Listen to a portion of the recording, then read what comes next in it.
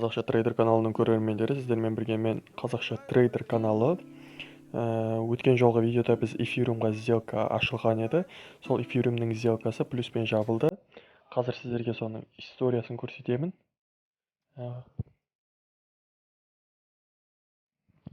Не соңғысы.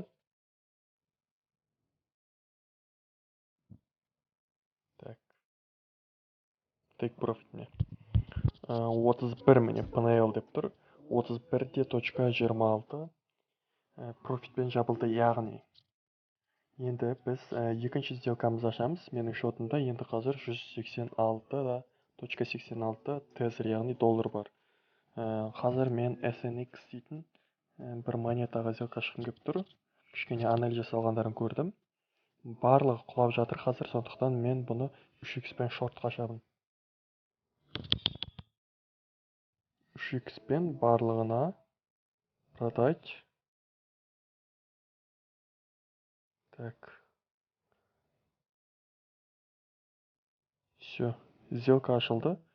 Қазір тейкпен стопты қоямыз. Бұны негізі ашқан себебі барлығы құлап жатыр. Бұл да бір өзінің уровень поддержкасын бұзды. Қазір примерно стопты 9.95, 9.97-ге қоятын шығармын. Либо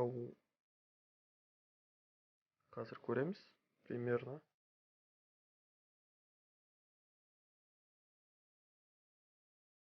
Онда 214-ке қойып көрейін. Қазір бірек.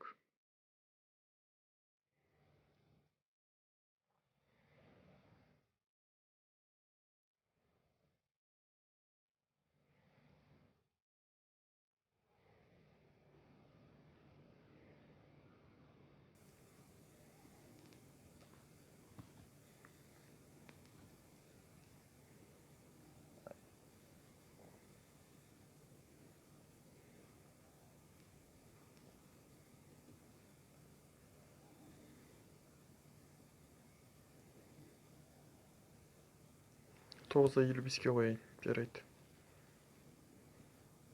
Жоқ, 9-да 70-ке қойайын, все-таки. Жоқ, ол кезде сәйкес келмей қалады, 55-ке қоям.